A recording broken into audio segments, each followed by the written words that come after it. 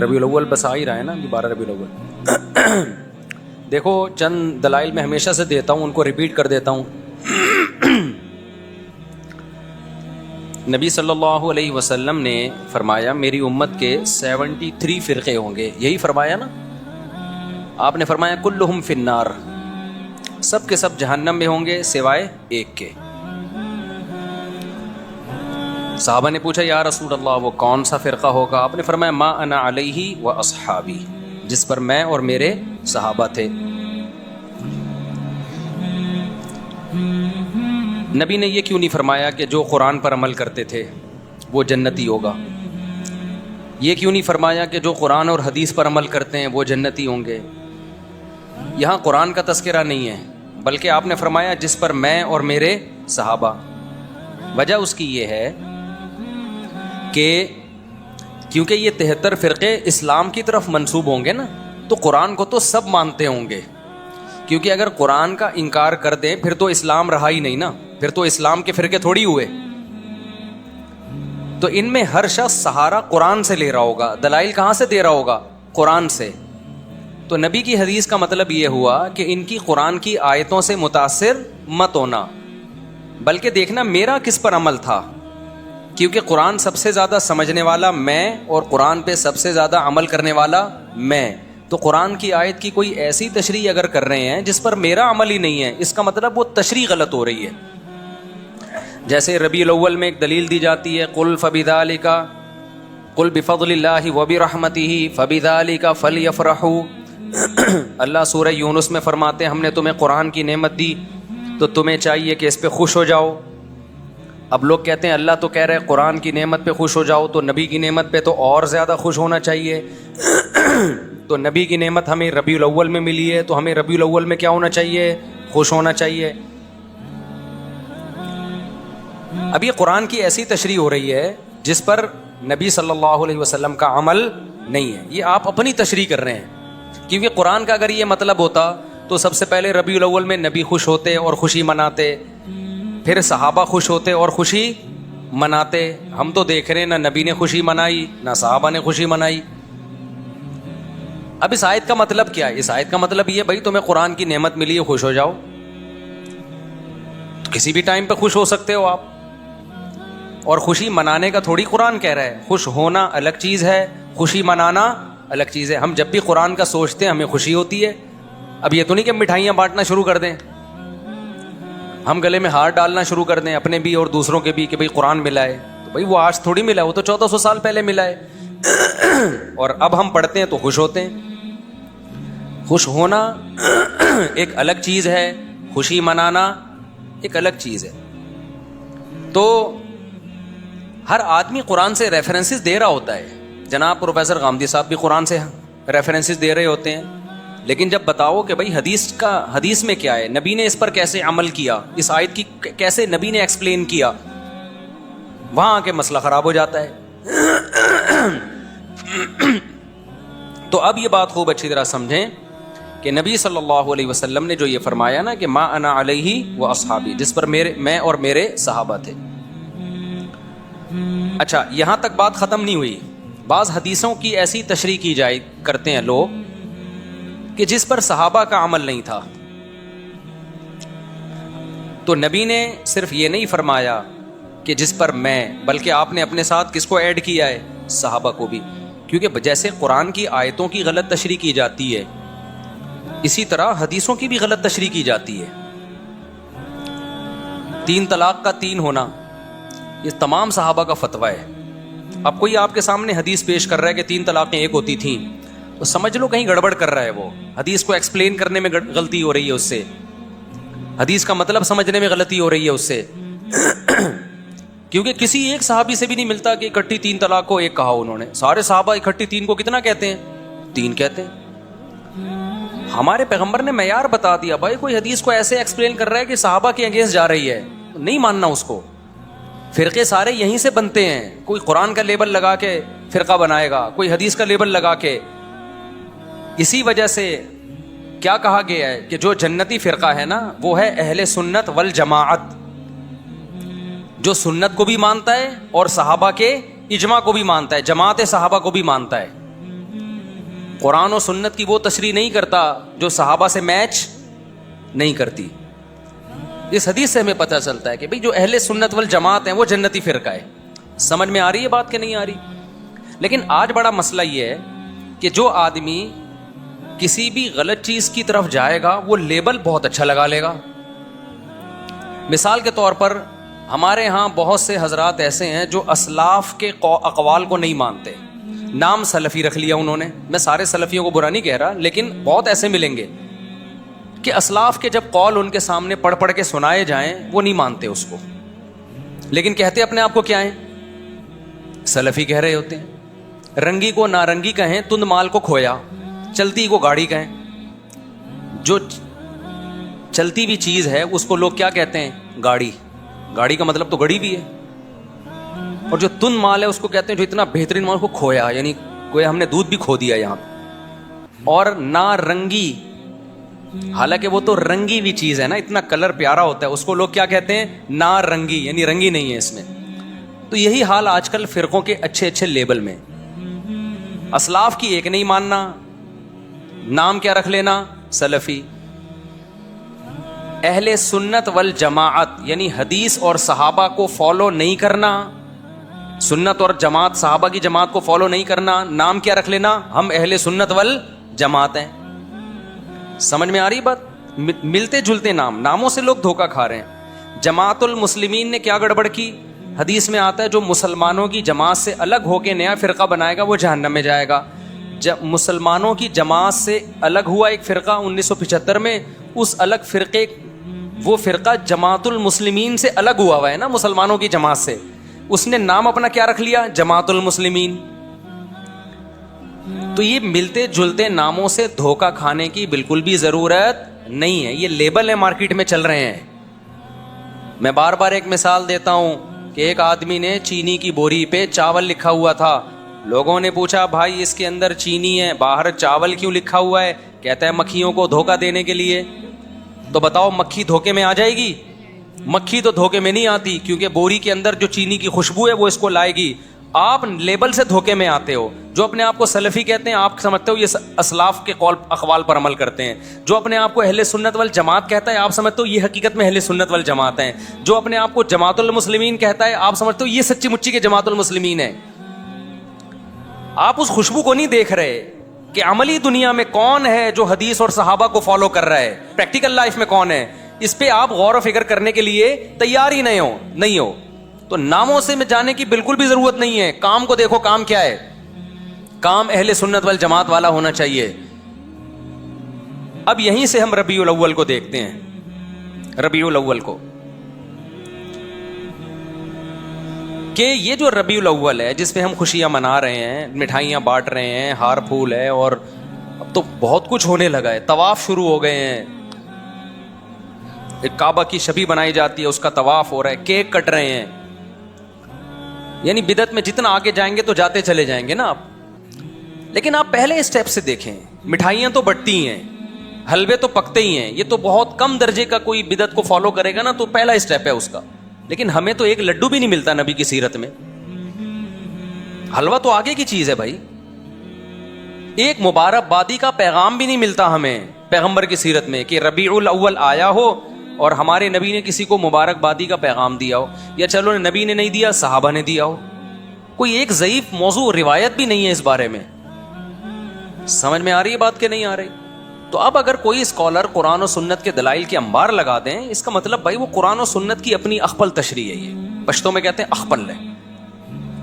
ہمیں صحابہ میں نہیں ملتی یہ چیز, نہ تابعین میں ملتی ہے, نہ تبع تابعین میں ملتی ہے. یہ تو ہندوستان میں بہت بعد میں جا کے رسم شروع ہوئی ہے. تو اس لیے میں نہیں کہتا کہ جو ربیع الاول منا رہے ہیں وہ نبی سے محبت نہیں کرتے ہوں گے, ہم سے زیادہ محبت کرتے ہوں گے, لیکن علم نہ ہونے کی وجہ سے محبت کا رخ ٹھیک بولو نہیں ہے. میں کسی پہ الزام نہیں لگاتا کہ وہ نبی سے سب نبی کی محبت میں ہی رہے ہیں. کیک بھی کٹ رہے ہیں اور بتیاں بھی لگا رہے ہیں, ہار پھول بھی, اور کچھ لوگ تو ناچ گا بھی رہے ہیں, کر رہے ہوں گے. لیکن بھائی یہ محبت وہ ہے جو آپ کے, یہ وہ اسٹائل ہے جو آپ کا اپنا اسٹائل ہے. اللہ اس محبت کے اسٹائل کو قبول کرے گا, انداز کو قبول کرے گا جو اللہ اور اس کے رسول صلی اللہ علیہ وسلم کے بتائے ہوئے طریقے کے مطابق ہوگا۔ تو پہلی بات تو یہ ہوئی کہ ہمیں صحابہ، تابعین، تبع تابعین، اہل سنت والجماعت کے فقہ میں 4 امام ہیں۔ فقہ کہتے ہیں قرآن و سنت کے جو مسائل مرتب کیے ہیں وہ کنہوں نے کیے ہیں؟ 4 اماموں نے، امام ابو حنیفہ، امام مالک، امام شافعی، امام احمد بن حنبل۔ یہ وہ اسکالرز ہیں جن کو پوری اہل سنت والجماعت نے مانا ہے۔ جیسے حدیث میں امام بخاری کو امام مانا نا، لوگ کہتے ہیں نا کہ امام حنیفہ کے امام ہونے کی کیا دلیل ہے، ہمارے امام تو صرف پیغمبر ہیں۔ بھائی امام ابو حنیفہ کو امام فقہ میں مانا جاتا ہے ایک خاص جزئیے میں، کہ نبی صلی اللہ علیہ وسلم تو نبوت میں امام ہے، سب کے امام ہیں۔ اس کی مثال ایسے جیسے امام بخاری حدیث میں امام ہے یا نہیں؟ اب کوئی کہے نہیں ہمارے امام صرف امام نبی صلی اللہ علیہ وسلم ہے، تو ابے بھائی تو کدھر کی کدھر لگا رہا ہے۔ اس سینس میں ہم تھوڑی امام ابو حنیفہ کو امام بولتے ہیں، ہم اس سینس میں امام ابو حنیفہ کو امام بولتے ہیں جس سینس میں ہم امام بخاری کو حدیث کا امام بولتے ہیں، تو اسی سینس میں ہم امام ابو حنیفہ کو فقہ کا امام بولتے ہیں۔ فقہ کا مطلب کیا ہے؟ قرآن و حدیث سے مسائل مرتب کر کے ہمارے سامنے پیش کیے، انہوں نے کیے یا ان کے شاگردوں نے ان کے حکم پہ کیے، لیکن یہ انداز ان کا تھا۔ ایک مرتب شکل میں ہمارے پاس اسلامی قانون آئے، ایک ریسرچ ہو کے۔ یہ کام امام شافعی نے بھی کیا، امام مالک نے بھی کیا، امام احمد بن حنبل نے بھی کیا، اور بھی کچھ اماموں نے کیا، لیکن وہ پنپ نہیں پایا امت میں، اللہ کی طرف سے اس کو مقبولیت نہیں ملی، علماء صالحہ نے اس کو اس طرح قبول نہیں کیا، ان کے کام کو ایکسیپٹ کیا۔ جیسے بہت سارے محدثین گزرے ہیں، لیکن سب تو مشہور نہیں ہوئے نا، جن سے اللہ نے کام لیا، جن کو امت میں مقبولیت ملی، وہ امام ابو داؤد ہیں، امام بخاری ہیں، امام مسلم ہیں، امام بہقی ہیں، اور امام ابن ماجہ ہیں۔ تو یہ مشہور لوگ ہیں جن کو بس اللہ کی مرضی ہوتی ہے، امت میں کسی کو اللہ مقبولیت عطا کر دیتے ہیں جس سے اللہ دین کا کام لینا چاہیں۔ تو اس سینس میں امام حنیفہ کو امام کہا جاتا ہے۔ کچھ لوگ کہتے ہیں ہمارے امام تو صرف محمد صلی اللہ علیہ وسلم ہے اور کوئی ہمارے امام نہیں ہے، ان کو اپنے دماغ کے علاج کی ضرورت ہے۔ ایک صاحب کہنے لگے، میں نے کہا قائد اعظم نے فرمایا، اس نے کہا قائد اعظم جو ہے نا صرف پیغمبر صلی اللہ علیہ وسلم ہے، قائد اعظم مطلب سب سے بڑے قائد، وہ صرف محمد صلی اللہ علیہ وسلم ہے۔ ابے میں نے کہا کدھر کی کدھر لگا رہے، قائد اعظم ہم اس سینس میں نہیں کہتے کہ نبی کے مقابلے میں، وہ تو یقیناً پیغمبر صلی اللہ علیہ وسلم ہے۔ قائد اعظم کا مطلب جتنے دنیا میں اس زمانے میں امام جو محمد علی جناح کے دور میں جو بھی قائدین ہیں جنہوں نے اپنے قوموں کی آزادی کے لیے محنت کی، اس سینس میں ہم قائد اعظم کہتے ہیں۔ تو آج کل سینس لیس لوگ ہیں اور وہ ہمیں کہہ رہے ہیں ہم سے دین سیکھو، جن کو امام کے لفظ کا مطلب نہیں۔ امام ہر جگہ مختلف معنی میں استعمال ہوتا ہے۔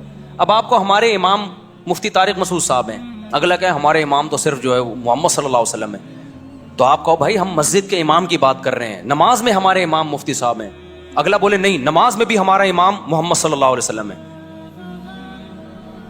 آپ کو بھائی اصل میں یوں بتانا چاہ رہا ہوں کہ نماز میں جمعے کی نماز میں ہمارے امام مفتی طارق مسعود صاحب ہیں، آپ کہیں نہیں جمعے میں بھی ہمارا امام کون ہے؟ محمد صلی اللہ علیہ وسلم ہے، ہم ان کو دیکھیں گے۔ اس کا مطلب یہ پاگل ہے، یہ کیا ہے؟ اس سے بحث کرنا فضول ہے۔ تو امام ابو حنیفہ کو محمد صلی اللہ علیہ وسلم کے مقابلے میں امام نہیں کہا جاتا، امام ابو حنیفہ کو اس سینس میں امام کہا جاتا ہے کہ رسول اللہ صلی اللہ علیہ وسلم سے جو حدیثیں منقول ہیں، اسی طرح قرآن سے اور صحابہ کے جو اقوال ہیں ان کو چھانٹی کر کے ان میں بحث مباحثہ کر کے دلائل کی قوت کی زور سے ایک رائے قائم کر کے اسلامی لا کو ریٹن فارم میں لانا، اور پھر پوری دنیا کے علماء کا اس پہ اعتماد کرنا یا بڑی دنیا کا اس پہ اعتماد کرنا، اس سینس میں ان کو امام کہا جاتا ہے۔ سمجھ میں آ رہی ہے بات کہ نہیں آ رہی ہے؟ اس سینس میں امام کہا جاتا ہے۔ تو اہل سنت والجماعت کے فقہ میں جو حدیثوں میں امام بخاری بھی امام ہے، امام مسلم بھی ہے، امام ابو داؤد بھی ہیں۔ اب اگر کوئی حدیث کی آج ایسی تحقیق لا رہا ہو جو امام بخاری کی تحقیق سے میچ نہیں کر رہی، تو آپ اس کی تحقیق کو مانو گے؟ اٹھا کے دیوار پہ پھینک دو گے، بولا کہ تو نیا آیا ہے کیا؟ یہ کام ائمہ محدثین پہلے کر چکے ہیں۔ اسی طرح یاد رکھو فقہ میں یہ چاروں کو امام مانا گیا ہے، اور ان کے شاگردوں کو ان کے شاگردوں کو ان کے بعد امام مانا گیا ہے، اور ان کے شاگرد صدیوں سے چلتے چلتے آج تک آ رہے ہیں۔ امام شافعی کے بھی امام احمد بن حنبل یہ امام بخاری کے استاذ ہیں۔ اب سوچو امام بخاری کا استاذ کیا بلا ہوگا، وہ میں بلا برے سینس میں نہیں کہہ رہا، ان علم میں کیا مقام ہوگا جو امام بخاری کے کیا ہیں؟ استاذ ہیں۔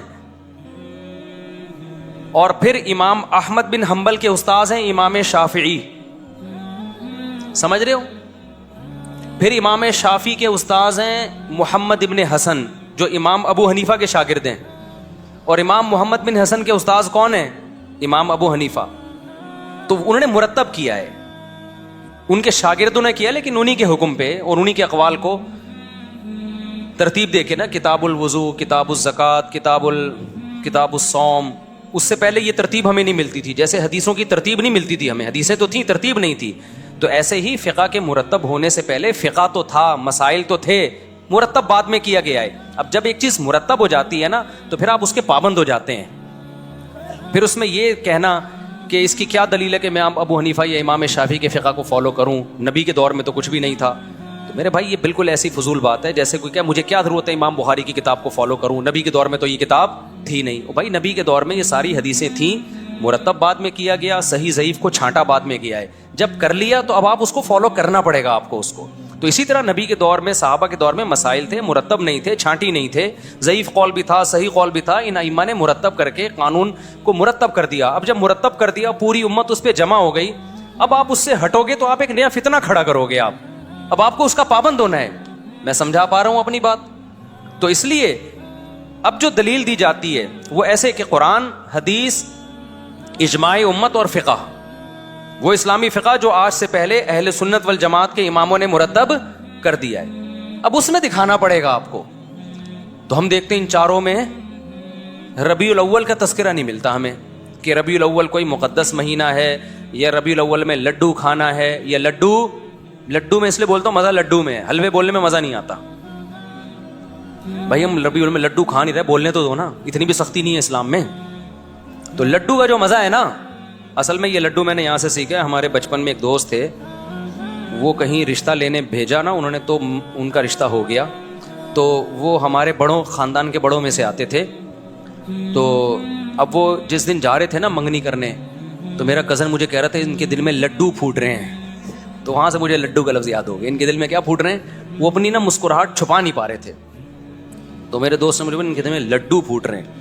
لیکن شادی کے بعد پھر جو ایسے ان کے دل میں کریلے پھوٹے ہیں نا، وہ اللہ ہی جانے۔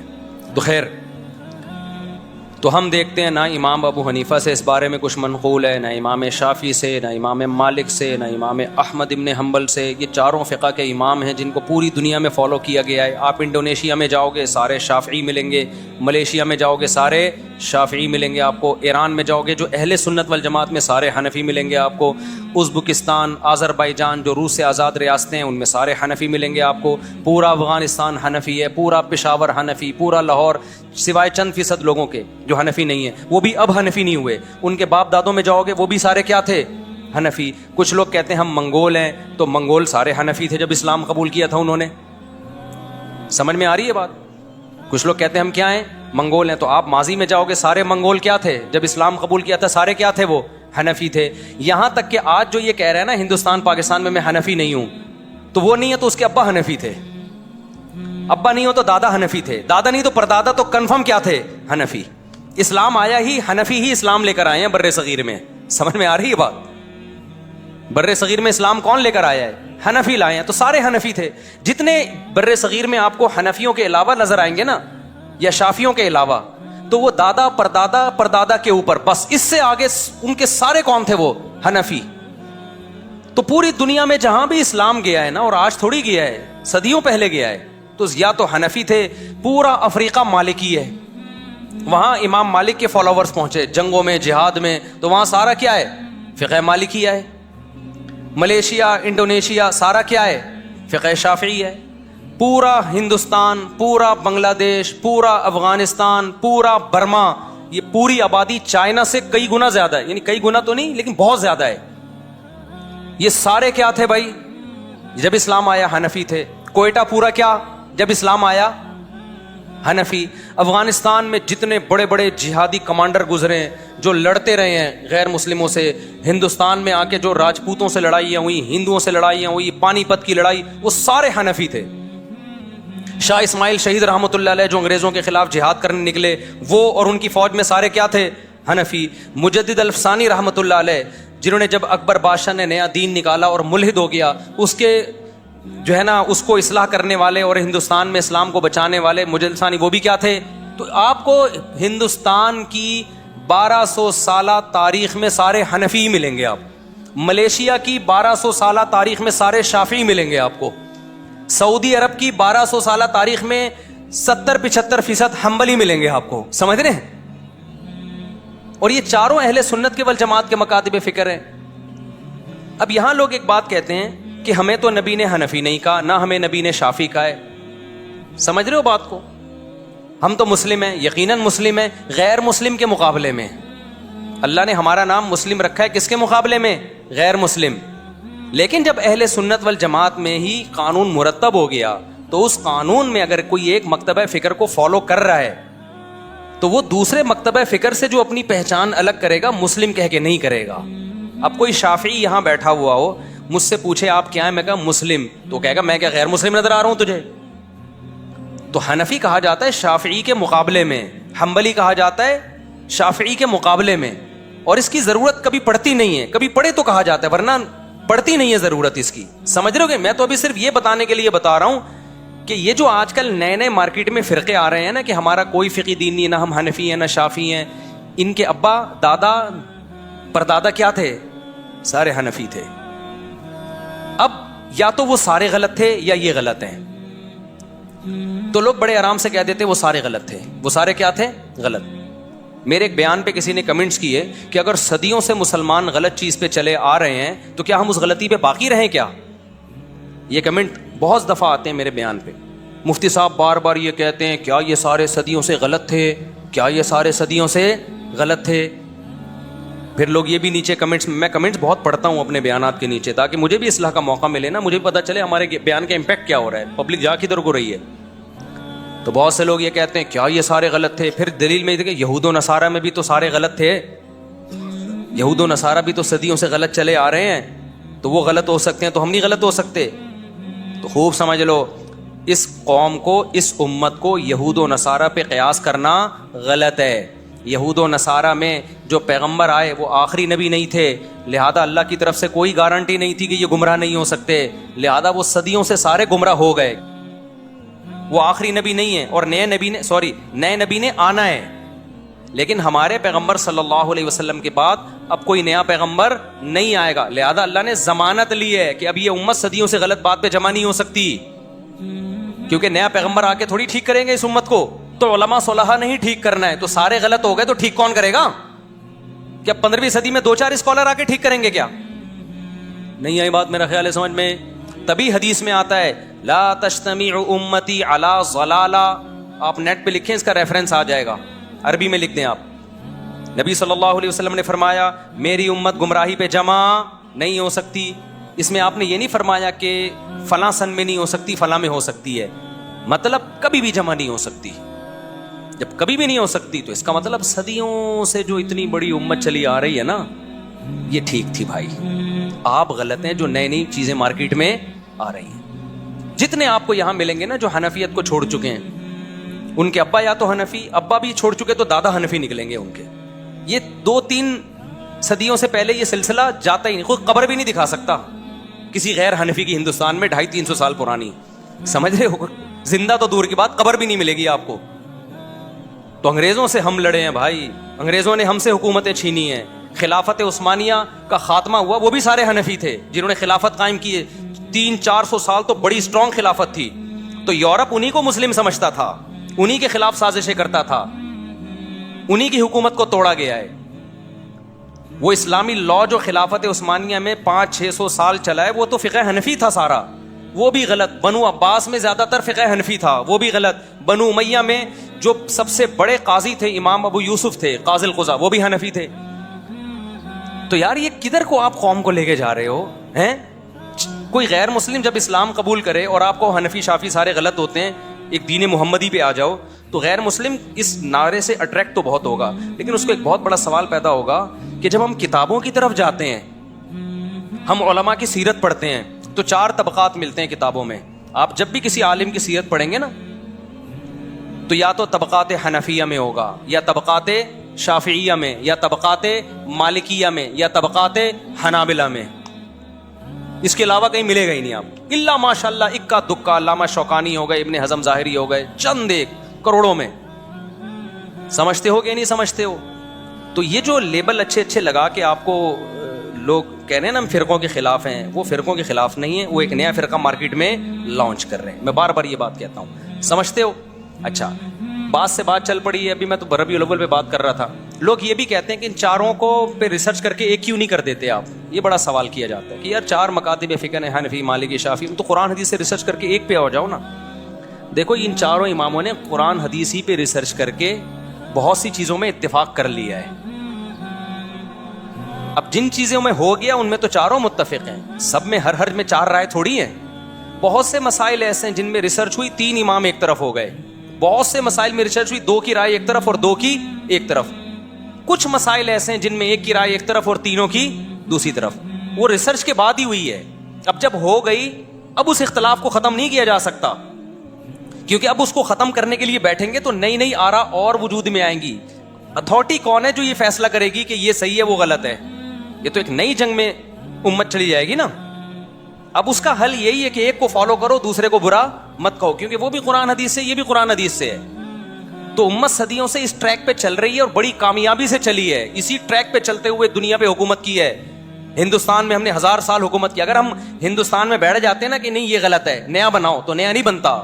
مسلمانوں کی تلواریں آپس میں ہی چلتی رہتی، ایک دوسرے سے مناظروں میں ہی ساری صلاحیتیں برباد ہو جانی تھی. سمجھتے ہو کہ نہیں سمجھتے ہو؟ تو منگول بھی کیا تھے بھائی؟ حنفی تھے وہ. تو اگر کوئی کہہ رہے کہ میں یوں، تو وہ باپ دادا سارے ان کے حنفی نکلیں گے آپ. تو اچھا، اور اگر پھر بھی میں کہتا ہوں کوئی نہیں مانتا ان چاروں مکاتب فکر کو، وہ کہتا ہے یہ غلط ہیں چاروں، ہم صرف مسلم ہیں، یقیناً ہم صرف مسلم ہیں، لیکن جہاں ضرورت ہوگی، جہاں فقہا کا اختلاف ہوگا تو پھر تو مینشن کرنا پڑے گا نا میں کس کی رائے کو فالو کرتا ہوں. لیکن اگر آپ نہیں مانتے، آپ کہتے ہو چاروں غلط ہیں، میں قرآن و حدیث پہ لوگوں کو لاؤں گا. آپ کے خیال میں یہ تورات اور انجیل پہ لے کر آئے ہیں، ہم قرآن و حدیث پہ لاتے ہیں، تو پھر میں آپ سے کہتا ہوں پھر آپ بھی ایک فقہ مرتب کر دو. کتاب الوضو، کتاب الزکوٰۃ، کتاب الصوم ایک لکھو جس پہ آپ کے مسلک کے سارے علماء کے دستخط ہوں. لیکن ایسا پاسبل نہیں ہے، کیونکہ ایک رائے ہوگی، دوسرے کی دوسری رائے ہوگی، تیسرے کی، اور اتنا اختلاف ہوگا جو چاروں اماموں میں بھی نہیں ہے. اتنا بڑا ایک اختلاف، تو 5واں مرتب ہی نہیں ہے کوئی. تو مرتب نہیں ہے تو ہم کیسے لوگوں کو کہیں کہ اس کو فالو کرو؟ ہے ہی نہیں. اب میں آتا ہوں ربیع الاول کی طرف. تو اب مجھے بتاؤ، قرآن میں ہے ربیع الاول منانے کا، حدیث میں ہے. اگر قرآن کی آیتیں سے آپ نکالتے بھی ہو تو ہم پیغمبر کی سیرت میں ہمیں کیوں نظر نہیں آتا؟ صحابہ کی سیرت میں ہمیں نظر کیوں نہیں آتا؟ تابعین کی سیرت میں، چاروں اماموں کی کتابوں میں کیوں نہیں ہے؟ وہ تو زیادہ ماہر تھے. وہ تو، اور ہمارے جو حضرات ہیں جو ربیع الاول مناتے ہیں، وہ تو امام حنیفہ کو کہتے ہیں اپنے آپ کو کہ ہم ان کی اتباع کرتے ہیں. وہ تو اپنے آپ کو حنفی کہتے ہیں. تو فقہ حنفی کی کتابوں میں دکھا دیں بھائی، جو معتبر کتابیں ہیں، اس میں بھی کہیں نہیں ملے گا آپ کو. اب رہ کیا گیا؟ اب رہ گئے ہمارے جذبات. تو دین جذبات کا نام نہیں ہے. دین کس کا نام ہے؟ اللہ، اس کے رسول کی اطاعت کا نام ہے. اب میں ایک بات آپ سے کر کے اپنی بات کو ختم کرتا ہوں. دیکھو، ہمیں حدیث میں ملتا کیا ہے کہ نبی صلی اللہ علیہ وسلم نے اپنی ولادت کے دن کو کیسے منایا ہے. منایا بھی ہے کہ نہیں منایا؟ ہمارے نبی صلی اللہ علیہ وسلم کی صحیح حدیث سے ثابت ہے کہ آپ پیر کے دن پیدا ہوئے. یہ بات سب مانتے ہیں، امت کا اتفاقی عقیدہ ہے کہ نبی کس دن پیدا ہوئے؟ پیر کے دن. آپ صلی اللہ علیہ وسلم پیر کے دن روزہ رکھا کرتے تھے. صحابہ نے پوچھا تو آپ نے فرمایا یہ میری ولادت کا دن ہے. مجھے بتاؤ، روزہ اور عید یہ جمع ہو سکتے ہیں؟ بولو، عید کے دن کوئی روزہ رکھتا ہے؟ حالانکہ آپ صلی اللہ علیہ وسلم نے اور کوئی بھی ایسا کوئی دن منایا نہیں ہے، صرف ایک ولادت کو منایا. کس طرح سے؟ روزہ رکھ کے. اس میں یقیناً یہ حکمت تھی کہ امت اس کو سیلیبریٹ کرنا نہ شروع کر دے، اس کو تہوار کے طور پہ منانا نہ شروع کر دے. روزہ رکھ کے مہر لگا دو کہ اس میں تہوار اور عید کا عنصر ختم. اگر آپ صلی اللہ علیہ وسلم روزہ نہ رکھتے تو یہ نیوٹرل ہوتا ہے، یہ دن نہ تہوار کا ہوتا نہ روزے کا ہوتا. پھر بھی تہوار منانا جائز نہیں تھا، کیونکہ تہوار کے لیے ثبوت کی ضرورت تھی. قرآن و سنت سے ثبوت دکھانا چاہیے. ہم خود سے تو کوئی عید نہیں بنا سکتے نا بھائی. ایک عید الفطر ہے، اس کی ہمیں دلیل ملتی ہے. ایک عید الاضحیٰ ہے، اس کی دلیل ملتی ہے. بیچ میں کسی دن کو ہم عید منا لیں تو جائز ہوگا؟ لوگ بولیں گے قرآن حدیث سے دکھاؤ. تو اگر نبی صلی اللہ علیہ وسلم نے پیر کے دن روزہ نہ بھی رکھا ہوتا تو بھی یوم ولادت کو سیلیبریٹ کرنا یا تہوار کے طور پہ منانا ہمارے لیے جائز نہیں ہوتا, کیونکہ بخاری مسلم کی حدیث ہے لکل قوم عید ولنا عیدان. آپ نے فرمایا ہر قوم کے لیے ایک سال میں ایک دن تہوار کا ہوتا ہے, اور ہمارے کتنے ہیں؟ دو. تو دو, ایک عید الفطر اور ایک عید الاضحیٰ. یہاں تک بات کلیئر ہو گئی. لیکن ہمارے نبی نے اس سے آگے بڑھ کے باقاعدہ روزہ رکھا, اور روزہ اور تہوار جمع نہیں ہو سکتے. تو تہوار کا تو کانسیپٹ ہی ختم ہو گیا ہے.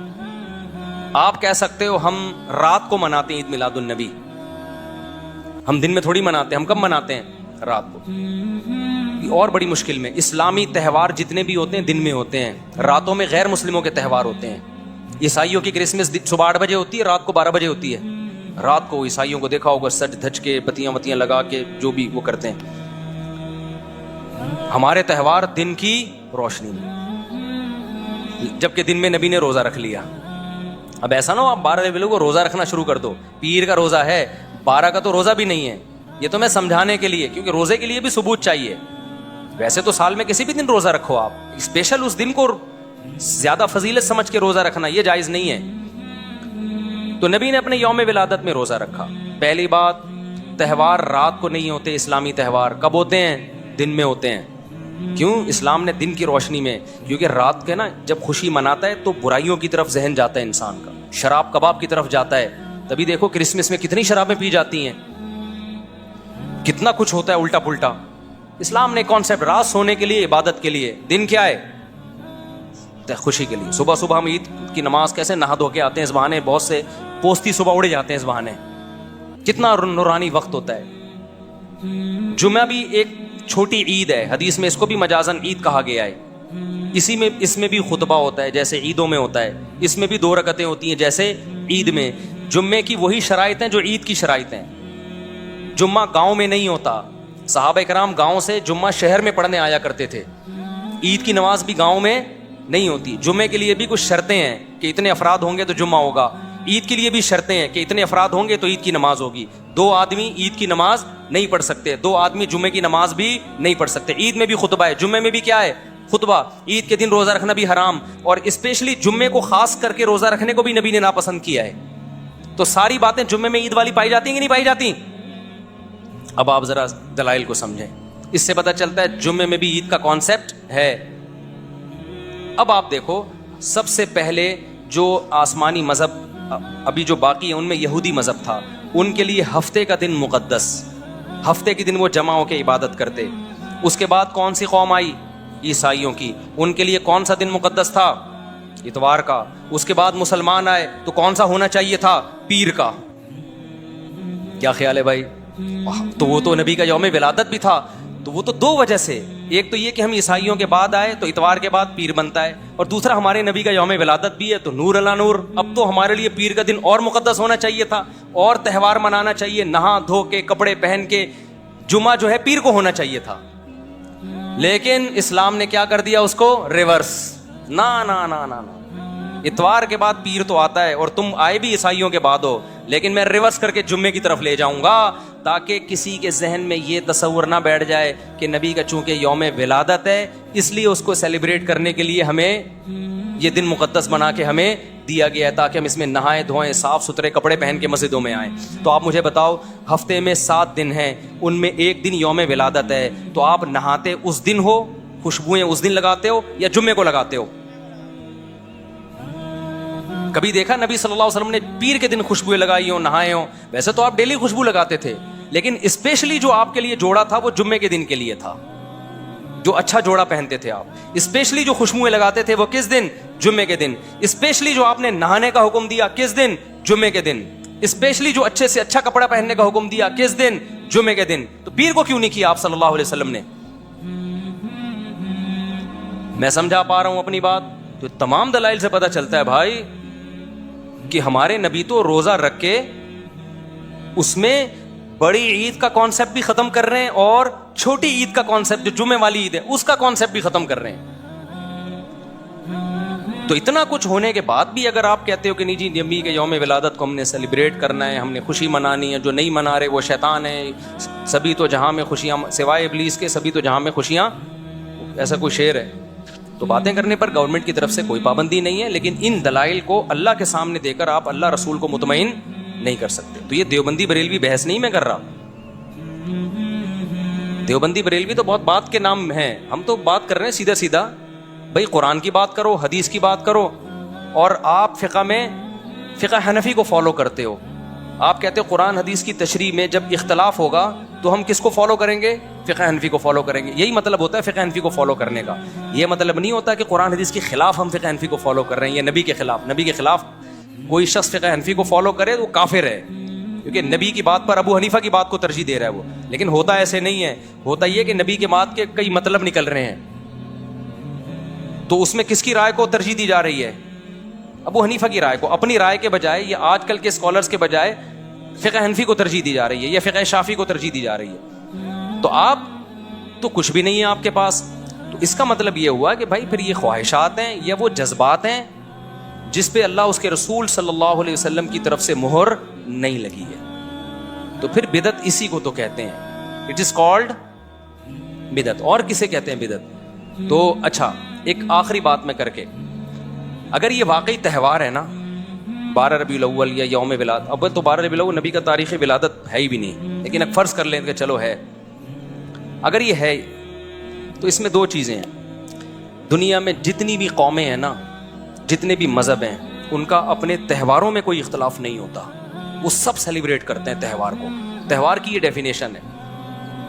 جیسے ہندوؤں کا بھی کوئی دن آیا ہوا تھا نا 1-2 دن پہلے, تو سارے ہندو, یہاں تک کہ جو سیکولر لبرل ہندو ہیں وہ بھی منا رہے, بلکہ بہت سے مسلمانوں بھی منانا شروع کر دیا ان کے ساتھ. عیسائیوں کا تہوار 25 دسمبر کو آتا ہے. اٹلی کیا, جرمنی کیا, پیرس کیا, امریکہ کیا, پاکستان کیا, سعودی عرب کیا, کہیں دنیا میں کوئی عیسائی ہوگا وہ کرسمس منائے گا. کوئی زیادہ منائے گا, کوئی تھوڑا منائے گا, مخالفت کوئی نہیں کرے گا. تہوار تواتر سے چلا آتا ہے سب. جیسے اسی طرح مسلمانوں کے تہوار ہیں عید الفطر, عید الاضحیٰ. دن میں اختلاف ہوگا کہ آج منانی ہے کہ کل منانی ہے, وہ تو تاریخ میں اختلاف کی وجہ سے نا. لیکن ایسا ہوتا ہے کہ سعودی عرب میں عید منائی جا رہی ہے, جاپان میں نہیں منائی جا رہی. بھائی جاپان کے مسلمان بھی منا رہے ہیں, سعودیہ کے بھی, کراچی کے بھی, پنجاب کے بھی. جو لبرل مسلمان ہیں وہ بھی منا رہے ہوتے ہیں, کچھ نہ کچھ وہ بھی مبارکباد دے دیتے ہیں. جنہوں نے پورے رمضان روزہ نہیں رکھا, تراویح نہیں پڑھی, کچھ بھی نہیں کیا, وہ بھی کہتے ہیں بھائی عید مبارک. کہتے ہیں کہ نہیں کہتے؟ اگر یہ 12 ربیع الاول ہمارا تہوار ہے, عید کا دن ہے, تو اس میں اتنا بڑا اختلاف کیوں ہے؟ پھر اتنا بڑا اختلاف ہے, پورے ملک میں یہ شارٹ ہے. پورے سعودی عرب میں ایک جھنڈا بھی نظر نہیں آئے گا آپ کو. آپ کہہ دو وہ وہابی ہیں, وہ فلانے ہیں, وہ ڈمکانے ہیں. میں بھی اس بحث میں نہیں پڑھ رہا کہ کون وہابی ہے کون غیر وہابی ہے. میں تو کہہ رہا ہوں تہوار چاہے وہابی ہوں, وہابڑے ہوں یا غیر وہابڑے ہوں. وہابی کی سپرلیٹو ڈگری وہابڑا. بعض لوگ ہمیں یوں کہتے ہیں یہ وہابی نہیں, یہ تو وہابڑے ہیں, بہت بڑے وہابی ہیں. ہم لوگ کے بارے میں بعض لوگ کہتے ہیں. تو وہابڑے ہوں یا غیر وہابڑے ہوں, بات یہ ہے کہ اگر وہ تہوار ہے تو پھر تو جو بھی اسلام کی طرف منسوب ہوگا سب منائیں گے نا. پورے سعودی عرب میں پتہ ہی نہیں ہوتا کسی کو. پھر میں ملیشیا میں تھا 12 ربیع الاول, چند سال پہلے میں ملیشیا میں تھا, 12 ربیع الاول پتہ ہی نہیں چلا, وہاں پہ گزر گیا تو لوگوں میں بات ہوئی. ہو سکتا ہے کسی محلے میں منایا جا رہا ہو, لیکن باقی پورے ملیشیا میں ہمیں کہیں نظر نہیں آیا. تو یہ کیسا تہوار ہے؟ اچھا جن ملکوں میں منایا جا رہا ہے وہاں بھی پورے ملک میں نہیں, ایک شہر میں ہے دوسرے شہر میں ہے ہی نہیں. پھر جس شہر میں ہے ایک علاقے میں دوسرے علاقے میں نہیں. کراچی میں 12 ربیع الاول منائی جاتی ہے, کھارا در میں منا رہے ہو, ڈیفینس میں نہیں ہے, ناظم آباد میں نہیں ہے. پھر اگر ناظم آباد میں ہے بھی بالفرض تو ایک گلی میں ہے دوسری گلی میں نہیں ہے. پھر ایک گلی میں بھی اگر پوری گلی میں ہو رہی ہے تو سارے گھروں میں نہیں ہو رہی. 2 گھروں میں جھنڈے ہیں, 2 گھروں میں جھنڈے نہیں ہیں. تہوار ایسا نہیں ہوتا بھائی. جو عیدیں ہوتی ہیں, جو تہوار ہوتے ہیں, وہ سب مل کے سیلیبریٹ کرتے ہیں. کھوپڑی شریف میں بات آ رہی ہے, ہمیں کسی پہ طنز نہیں کرنا. میں بار بار ایک بات کہتا ہوں, اپنے جو کانسیپٹ ہیں, نظریات ہیں, جو آپ کا مسلک ہے, جس پہ آپ کو اطمینان ہے, اس کو چھوڑو نہیں اور دوسرے کو چھیڑو نہیں. لیکن دلائل دینے کا تو ہمارا حق ہے, دلائل تو دے سکتے ہیں نا. تو ہم دلائل دے رہے ہیں, ہم چھیڑ کسی. کوئی جھنڈا لگائے تو میں نہیں جا کے اتارتا. ہمارے اڑوس پڑوس میں بھی جھنڈے بھی لگ رہے ہیں, مٹھائیاں بھی آ رہی ہیں, ہم جا کے پھر بھی سلام کرتے ہیں, انکل خیریت سے ہیں آپ, طبیعت ٹھیک, سب اچھے کی رپورٹ. کہتے ہیں وعلیکم السلام مفتی صاحب, سب سیٹ چل رہا ہے, شادی مبارک, السلام علیکم, نکل لیے. ہم یہ نہیں کہتے یہ جھنڈا کیوں لگایا ہوا ہے, حلوے کیوں کھا رہے ہو. بھائی چھیڑنا نہیں ہے کسی کو. ہم نے ہمارے جو بس میں تھا ہم نے دلائل سامنے رکھ دیے, سمجھ میں آ جائے ٹھیک ہے, نہیں سمجھ میں آئے تو بھی ٹھیک ہے بھائی. اگر اللہ آپ کو بخش دے تو ہمیں کوئی اعتراض نہیں ہے, اللہ نہیں بخشے تو پھر ہمیں نہیں بولنا کہ تم نے بتایا کیوں نہیں تھا, ٹھیک ہے نا. تو ہم تو بس اس لیے. جی کیا بول رہے ہیں حضرت؟ ہاں وہ تو امام احمد رضا صاحب نے لکھا ہے کہ 8 ربیع الاول ہے. اچھا یہ بھی ایک اہم بات ہے, جو تاریخیں ہیں نا تہواروں کی ان میں بھی اختلاف نہیں ہوتا. یہاں تاریخ میں بھی اختلاف ہے, کسی نے کہا 8 ربیع الاول ہے, کسی نے کہا 12 ربیع الاول ہے, کسی نے کہا 9 ربیع الاول ہے. اور غنیت الطالبین میں تو شیخ عبد القادر گیلانی رحمۃ اللہ علیہ کی طرف منسوب ہے کہ محرم ہے. تو یہ تو 12 کے لفظ پہ خود ہے کہ بہت کوئی کسی صحیح حدیث میں تو 12 ربیع الاول کا ہے ہی نہیں. صحیح حدیث میں صرف اتنا ہے کہ پیر کے دن پیدا ہوئے. کوئی صحیح حدیث نہیں دکھا سکتے آپ اس میں کہ 12 کو نبی صلی اللہ علیہ وسلم پیدا ہوئے. تو بھائی جو اسلام کمپلیٹ ہو چکا ہے ہم نے اسی کو فالو بولو کرنا ہے. وہ وہی ہے جو صحابہ تابعین لے کر آئے اور ائمہ مجتہدین نے اس کو کتابوں میں محفوظ کیا. اس سے ہٹنے کی آپ کو اجازت نہیں ہے. ہٹو گے تو پھر خاردار جھاڑیاں ہیں. اور ایک اہم بات یہ بھی کہ بدعت کے پاؤں نہیں ہوتے, بدعت چینج ہوتی ہے, سنت چینج نہیں ہوتی. دیکھو فجر کی 2 فرض سنت ہے نا, 1400 سال سے 2 ہی چلے آ رہے ہیں, چینجنگ ہوئی اس میں. لیکن بدعت میں چینجنگ ہوتی ہے. ربیع الاول پچھلے سال جس اسٹائل سے منایا جا رہا تھا اس سے پچھلے سال وہ اسٹائل آپ کو نہیں ملے گا. اس سے پہلے نہیں, 100 سال پہلے جو منایا جا رہا تھا وہ بالکل ہی ڈیفرنٹ تھا. اس میں کیک کاٹنے کا, لڈو کا تصور ہی نہیں تھا. اس میں صرف جلسے ہوتے تھے اور ہار پھور اور تھوڑا بہت. تو ہر سال اس میں کیا ہو رہی ہے, چینجنگ. سنت ایک جیسی رہتی ہے, بدعت میں چینجنگ ہوتی رہتی ہے. اور یہ ہر سال بدعت بڑھتی ہے. اب تو بہت سے بریلوی علماء بھی پریشان ہیں کہ یار یہ کیا ہو رہا ہے. مفتی منیب صاحب کا کتنی دفعہ بیان آیا ہے کہ یہ ہماری قوم چل کس طرف پڑی ہے, یہ کیا تماشا ہو رہا ہے. آپ نے سنا ہوگا کئی دفعہ, انہوں نے بھی احتجاج ریکارڈ کروایا ہے نا. بھائی جب آپ نے بدعت کی ایک چیز رکھ دی ہے تو پھر قوم کو لگام کس اصول پہ دیں گے آپ. مثال کے طور پر آپ اذان سے پہلے الصلاۃ والسلام علیک یا رسول اللہ پڑھتے ہیں. ہمارے پاس جواب آسان ہے, بھائی نبی کے دور میں یہ نہیں ہوتا تھا تو ہم نہیں پڑھیں گے. آپ نے کہا اس میں ممانعت بھی نہیں ہے نا, درود پڑھنا تو بذات خود اچھا کام ہے, تو ہم اگر اذان سے پہلے پڑھ لیں تو کیا جا رہا ہے. اب آپ پھنسو گے. کیسے پھنسو گے؟ کل کوئی شخص اٹھے گا اور اذان ختم کرے گا لا الہ الا اللہ اور کہے گا محمد الرسول اللہ. ہم تو اس کو روکیں گے, ہم کہیں گے بھائی نبی سے اللہ اکبر سے لے کے لا الہ الا اللہ تک اذان ثابت ہے, نہ اس سے پہلے کچھ ایڈ کرو نہ اس کے بعد. آپ کس بیس پہ روکو گے؟ وہ کہے گا بھائی محمد رسول اللہ کی مخالفت بھی تو نہیں ہے نا, میں کوئی غلط بات تھوڑی کر رہا ہوں. کلمہ تو مکمل نہیں ہوتا جب تک نبی کی رسالت کا اقرار نہ کیا جائے. تو یہ دکھاؤ نبی نے منع کہاں کیا ہے, تو آپ دکھا سکتے ہو. تو وہ چینج ہوگی.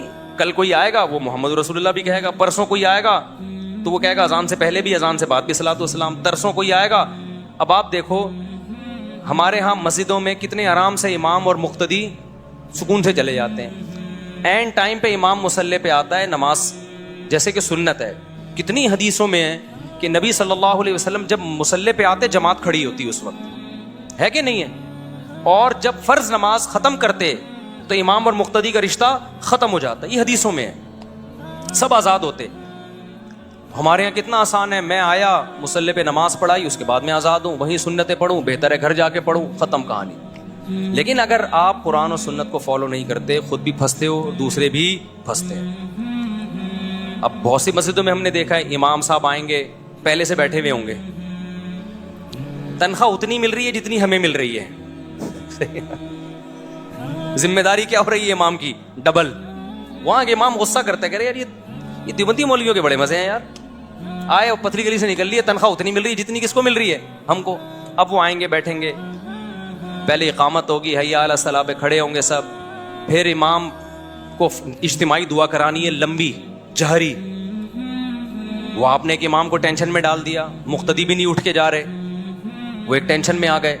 آپ کہہ سکتے ہو دعا سے کوئی ٹینشن میں نہیں آتا, یقیناً نہیں آتا جب اپنی مرضی سے مانگ رہا ہو. جب گن پوائنٹ پہ مانگ رہا ہو تو بھی ٹینشن ہی ٹینشن ہے, پھر ٹینشن ہی ٹینشن. وہ اپنی مرضی سے تھوڑی مانگ رہا ہے, اس کو پتا میں گیا تو لوگ کہیں گے بھابڑا, نماز پڑھاتے ہی نکل لیا. امام کو یہ ہوتا ہے کہ ابے مجھے بھابڑا بولیں گے. تو اب وہ بیٹھا ہے بیچارہ, وہ دعا کرا رہا ہے, یا اللہ, بڑی لمبی دعا ہوتی ہے. پھر وہ بھی کافی نہیں ہے, دعا کے بعد امام نے سنتیں بھی وہیں پڑھنی ہے, پھر سنتوں کے بعد ایک اور جہرن لمبی دعا مانگنی ہے اس نے. تو بیچارہ یہ گن پوائنٹ پہ ہو رہا ہے. تو وہ امام کا حوصلے کو داد, میں تو کہتا ہوں تنخواہ ڈبل کرو کم از کم. خیر, تو اسی طرح عید میں جو گلے ملنے والا کانسیپٹ ہے, ہم بار بار کہتے ہیں رسول اللہ صلی اللہ علیہ وسلم سے یہ ثابت نہیں ہے. ہم آسانی سے مشکل سے بڑی آسانی سے نکل گئے ہم. اب میں جب عید کی نماز پڑھاتا ہوں, میں لوگوں سے کہتا ہوں بھائی ہول سیل کے حساب سے سب کو دعائیں, ٹھیک ہے نا, مبارک, اور پتلی گلی سے نکل لی ہم. لیکن جو لوگ کہتے ہیں گلے ملنے چاہیے, سنت ہے, یا یہ کہ نبی نے روکا بھی تو نہیں ہے نا گلے ملنے سے, تو مانگو. وہ عید کے دن جو ٹینشن ہوتی ہے نا, وہ جس پہ گزرتی ہے وہی جانتا ہے. سب سے 3 دفعہ گلے ملنا ہے, یوں ملو, پھر یوں ملو, پھر یوں ملو, پھر وہاں سے نکلے وسیم بھائی آ رہے ہیں, یوں ملو, پھر یوں ملو, پھر یوں ملو, پھر غفار بھائی آ رہے ہیں, یوں ملو, پھر یوں ملو, پھر یوں ملو, پھر سبکتگین صاحب آ گئے, پھر ان سے ملو, پھر تبسم صاحب آ رہے ہیں وہاں سے, پھر اور غفار بھائی آ رہے ہیں, پھر وہاں سے تو نام جمشید آ رہا ہے وہاں سے. صرف وہ نہیں آ رہا جس نے آپ سے قرضہ لیا ہوا ہے, جس کے انتظار میں آپ اس کو تلاش کر رہے ہو, وہ ملے تو چھوڑوں گا نہیں اس کو, وہ نہیں آئے گا. کس قدر ٹینشن ہے یار, کس قدر ٹینشن. ایک گلی سے گزرنا مشکل, یوں جا رہے ہو وہاں سے 10 آدمی آ رہے ہیں, ابے تینوں سے گلے ملو, پھر وہاں سے ٹن مارا, ادھر سے 20 آدمی. طلاق دے رہا ہے, اس سے پہلے والے ایام حیض میں طلاق نہ دی ہو. اب یہ بات طارق مسعود صاحب نے انوار الاخلاق کے حوالے سے نقل کی ہے, صفحہ 107 کے حوالے سے دیکھ لیجئے. تو یہ جو بات کی گئی ہے, میں نے غلطی سے 129 لکھا ہوا ہے, 107 صحیح ہے, اس کی کریکشن آپ کر لیجئے گا. تو عام حالت میں دی گئی طلاق کی شرائط میں سے نہیں لکھا ہوا یہ انوار الاخلاق میں, بلکہ حیض میں دی گئی طلاق کے متعلق یہ بات ہے. میں نے جو شرائط نامہ لکھا تھا اس میں کہا تھا کہ اہل حدیث کے ہاں یہ شرط ہے کہ اگر حالت حیض میں طلاق دے دی تو وہ طلاق تو نہیں ہوگی, لیکن اس کے بعد جو پاکی کے ایام میں کوئی بھی طلاق واقع نہیں ہوگی. تو محترم کا اس پر اشکال ہے کہ یہ کہاں ہے, تو ایک صفحہ نمبر 107 آپ دیکھ لیں, اور یہ دوسرا صفحہ بھی دیکھ لیں. یہ طلاق کے واقع ہونے کی شرطیں بیان کی جا رہی ہیں. ان شرطوں میں سے جناب مولانا کفایت اللہ ثناب علی صاحب نے ایک شرط لکھی ہے کہ حالت حیض میں اگر طلاق دے دی تو وہ طلاق تو نہیں ہوگی, لیکن اس کے بعد اب پورے طہر میں بھی جتنی مرضی طلاقیں دے گا وہ بھی نہیں ہوگی. لیکن اب ہم اس بحث میں نہیں جاتے, میں اس شرط کو نکال رہا ہوں. جو اگلا میں نے طلاق کے شرائط لکھی ہے نا اہل حدیث کے دعوے کے مطابق, اس میں بھی یہ والی شرط میں نے نکال دی ہے کہ چلو یہ والی شرط ہو گئی کینسل, کیونکہ اس پہ مولانا نے اشکال ظاہر کیا. ہم اشکال کو یہ سمجھ لیتے ہیں گویا یہ شرط نہیں مان رہے.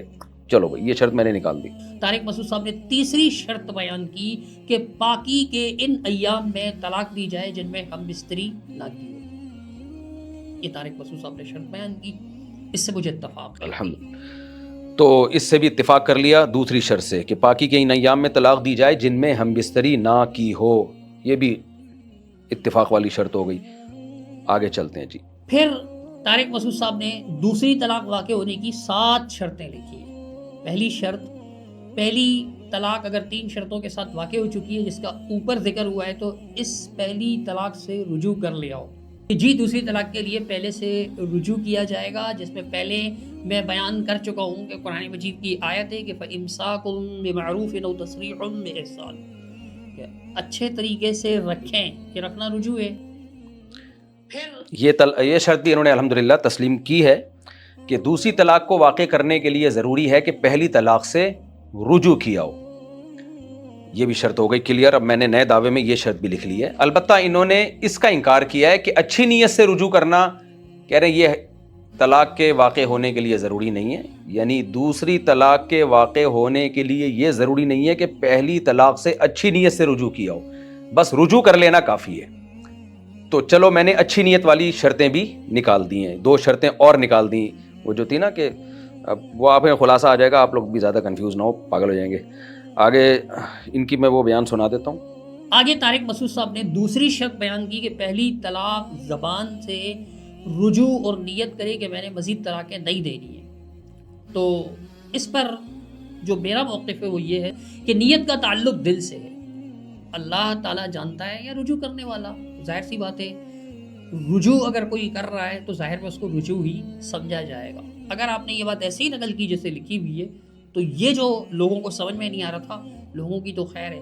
خود طارق مسعود صاحب ماشاءاللہ مفتی ہیں, عالم دین ہیں, مدرس ہیں, لیکن موقف اور جزوی بات کو نہیں سمجھ رہے تھے. طلاق دینے کے بعد دوسری طلاق کے لیے رجوع کرنا ہوگا، یہ موقف ہے۔ اب یہ جو بات ہے کہ نیت کیا ہو، نیت میں کیا کیا چیزیں شامل ہو، یہ جزوی بات ہے، اس سے اختلاف ہو سکتا ہے۔ موقف ہمارا یہی ہے، شیخ ثناءاللہ کا بھی اور شیخ علامہ رئیس ندوی رحمہ اللہ کا بھی، کہ رجوع ہوگا، پھر اس کے بعد دوسری طلاق دی جائے گی، وہ طلاق واقع ہو جائے گی، چاہے وہ رجوع 2 دن بعد کرے، چاہے وہ گھنٹے بعد کرے، رجوع ہوگا۔ اس حوالے سے یہ بات عرض کر رہا ہوں کہ یہ جو اضافی چیز ہے نا، اس کو کہتے ہیں جزیات، جزوی بات۔ موقف ایک ہی ہے، موقف اور جزیات کا فرق طارق مسعود صاحب جیسے بندے کو سمجھانے کی ضرورت نہیں ہے، اس لیے میں نے یہ بات سرسری طور پر کی، لیکن طارق مسعود صاحب نے اس کو گڑبڑ قرار دیا، خیر ان کا حسن ظرف ہے، وہ جیسے چاہیں کر سکتے ہیں۔ آگے ٹھیک کہہ رہے ہیں کہ ہمارا اس ثناءاللہ صاحب اور رئیس مولانا رئیس ندوی صاحب کا موقف یہ ہے کہ دوسری طلاق جب واقع ہوگی جب پہلی سے رجوع کیا جائے اور رجوع بھی اچھی نیت سے ہو، تو کہہ رہے ہیں اس میں میرا ان سے جزوی اختلاف ہے۔ یعنی بیسک موقف تو یہی ہے کہ دوسری طلاق پہلی طلاق سے رجوع کے بغیر نہیں ہو سکتی، لیکن یہ جو رجوع میں نیت کا جو ایک لگا دی ہے شرط کی اچھی نیت اور بری نیت، یہ کہتے ہیں یہ جزوی اختلاف ہے، سلوٹ مان لیتے ہیں ہم۔ اب میں نے جو نئی شرطیں لکھی ہیں اس میں یہ والی شرط نکال دی ہے میں نے، گڈ ہو گیا۔ چوتھی شرط طارق مسعود صاحب نے صفحہ 3 پر یہ نقل کی کہ پہلی طلاق سے رجوع اگر ہم بستری کے ذریعے کیا ہو تو ہم بستری کے ذریعے رجوع اچھی نیت سے ہو، نیز ہم بستری کے ذریعے حمل بھی ٹھہرے۔ اس کے حوالے سے یہ عرض ہے کہ یہ شرط ہمیں انوار الاخلاق کے محولہ صفحات میں بھی صفحہ 108 کا بھی حوالہ دیا ہے، 112 اور 113 کا حوالہ دیا، مجھے نہیں ملی، انوار الاخلاق میں بھی نہیں ملی۔ یہ میں نے دوبارہ صفحہ پہ شیئر کر دیا۔ اس میں یہ ہے کہ اگر کوئی شخص ہم بستری کرتا ہے اور اس سے حمل ٹھہر جاتا ہے تو اب وہ طلاق دے سکتا ہے، دوبارہ صفحہ میں نے شیئر کر دیا۔ تو کچھ شرطوں پہ جناب صدیق رضا صاحب نے تحفظات کا اظہار کیا ہے، کچھ کو ماننے سے انکار کیا اور کچھ کو تسلیم کیا ہے۔ اب میں نے نیا شرائط نامہ لکھ دیا ہے نئی شرطوں کے مطابق، اس میں شرطیں کچھ کم ہو گئی ہیں، تو اب میں پڑھ کے سنا دیتا ہوں۔ جی اہل حدیث کہتے ہیں، اہل حدیث عالم، میں کہہ رہا ہوں اہل حدیث عالم کا 3 طلاقوں کے وقوع سے متعلق ایک دوسرا دعویٰ کچھ جزوی اختلافات کے ساتھ۔ تو جناب صدیق رضا، محمد صدیق رضا صاحب جو ہیں اہل حدیث کے نامور عالم، ان کی تحقیق کے مطابق پہلی اور دوسری طلاق کے واقع ہونے کی شرطیں ان کی تحقیق کے مطابق کیا ہیں؟ پہلی طلاق کے واقع ہونے کی 3 شرطیں ہیں۔ نمبر 1، بیوی حیض اور نفاس کی حالت میں نہ ہو، یعنی حالت حیض تقریباً 6 سے 7 دن اور نفاس تقریباً 40 دن میں جتنی طلاقیں دی جائیں گی ایک بھی واقع نہیں ہوگی، چاہے ایک مجلس میں دی جائیں یا الگ الگ مجلسوں میں۔ پہلی طلاق کے واقع ہونے کی دوسری شرط، پاکی کے ان ایام میں طلاق دی جائے جن میں بیوی سے ہم بستری نہ کی ہو، یعنی پاکی کے ایام میں اگر ہم بستری کر لی تو ہم بستری کے بعد ان پورے ایام میں بھی یعنی تقریباً 1 ماہ میں جتنی بھی طلاقیں دے گا ایک بھی واقع نہیں ہوگی، چاہے ایک مجلس میں دے یا الگ الگ مجلسوں میں دے، ایک بھی واقع نہیں ہوگی۔ دوسری طلاق کے واقع ہونے کی 3 شرطیں۔ پہلی شرط، پہلی طلاق سے کسی بھی نیت سے رجوع کر لیا ہو، یعنی پہلی طلاق سے اگر رجوع نہیں کیا دوسری نہیں ہوگی، یعنی چاہے مزید طلاقیں دینے کی نیت سے رجوع کیا ہو یا حقوق ادا نہ کرنے کی نیت سے رجوع کیا ہو، دوسری طلاق بہرحال واقع ہو جائے گی۔ ہم بستری کے ذریعے رجوع کیا تو شرط یہ کہ حمل بھی ٹھہرے، لیکن اگر آپ کو اس شرط پہ بھی اعتراض ہے تو میں یہ والی شرط بھی نکال دیتا ہوں، لیکن لکھا ہوا آپ کی کتابوں میں، آپ لوگوں کے علماء کی کتابوں میں یہی ہے۔ اب آپ نے بتایا نہیں کہ اس شرط سے آپ کو اتفاق ہے یا اختلاف ہے، بہرحال آپ بول دیں مجھے اختلاف ہے، میں یہ بھی نکال دوں گا۔ دوبارہ پڑھ لیتا ہوں، بیچ میں گڑبڑ ہو گئی تھی۔ پہلی طلاق سے کسی نیت سے رجوع کر لیا ہو، یعنی چاہے مزید طلاقیں دینے کی نیت سے رجوع کیا ہو، حقوق ادا نہ کرنے کی نیت سے، پہلی طلاق سے رجوع کرنا ضروری ہے۔ خلاصہ یہ نکلا، پہلی طلاق سے رجوع کیے بغیر آپ دوسری طلاق نہیں دے سکتے۔ پہلی طلاق سے زبان سے رجوع نہیں کیا تو ایک مجلس تو کیا پوری مدت حمل یعنی 9 ماہ میں، اور جسے حمل نہ ہو اس عورت کی پوری عدت تقریباً 3 ماہ میں جتنی بھی طلاقیں دے گا، 2 طلاقوں میں سے بقیہ 2 طلاقوں میں سے ایک بھی واقع نہیں ہوگی، چاہے ایک مجلس میں یہ طلاقیں دے، الگ الگ مجلس میں دے، یا حمل کے 9 مہینے میں تقسیم کر کے دے۔ اور پہلی طلاق سے رجوع کے بعد مزید 2 طلاقیں دے گا تو واقع ہو جائیں گی، چاہے ایک مجلس میں دے دے یا 1 گھنٹے میں دے یا 1 مہینے میں تقسیم کر کے دے، شرط یہ کہ پہلی طلاق سے رجوع کیا ہو۔ تو پہلی طلاق سے اگر رجوع کر لیا تو اب دوسری طلاق اسی مجلس میں بھی واقع ہو جاتی ہے، تیسری بھی اسی مجلس میں واقع ہو جاتی ہے۔ اگر نہیں ہوتی تو آپ بتا دیں، میں پھر اس کے حساب سے چینج کر لوں گا نا، ہم تو یہی سمجھ رہے ہیں آپ کی باتوں سے۔ اچھا بھائی، لیکن اگر رجوع ہم بستری کے ذریعے کیا تو رجوع تو ہو گیا، لیکن اس ماہ میں رجوع کے بعد مزید طلاقیں نہیں دے سکتا، کیونکہ جس طور میں ہم بستری کر لی جائے اس طور میں طلاق واقع نہیں ہوتی، الا یہ کہ اس ہم بستری سے عمل ٹھہر جائے۔ خلاصہ یہ نکلا دوسری طلاق کے واقع ہونے کی شرطوں کا خلاصہ سن لیں تو وہ بھی آسان ہے۔ خلاصہ یہ کہ دوسری طلاق کے واقع کرنے کے لیے ضروری ہے کہ پہلی طلاق سے رجوع کرے، اور رجوع بھی زبان سے ضروری ہے۔ ہم بستری کے ذریعے رجوع اگر کر لیا تو حمل ٹھہرنا ضروری ہے، ورنہ وہ رجوع تو ہو جائے گا مگر دوسری طلاق واقع کرنا جائز نہیں ہوگا۔ آگے چلتے ہیں، دوسری طلاق کے واقع ہونے کی دوسری اور تیسری شرط۔ اب وہ 7 شرطیں نہیں رہی، اب یعنی 3 شرطوں پہ آ گئے، ٹھیک ہے، آپ کی تحقیقی ہے، سنابلی صاحب اور رئیس ندوی صاحب کی الگ ہے۔ دوسری طلاق کے واقع ہونے کی دوسری اور تیسری شرط وہی ہے جو پہلی طلاق کے واقع ہونے کی پہلی اور دوسری شرط ہے، یعنی حالت حیض تقریباً 6 سے 7 دن اور نفاس تقریباً 40 دن میں جتنی بھی طلاقیں دی جائیں ایک بھی واقع نہیں ہوگی، چاہے ایک مجلس میں دیں انہوں نے یہ ہو گیا۔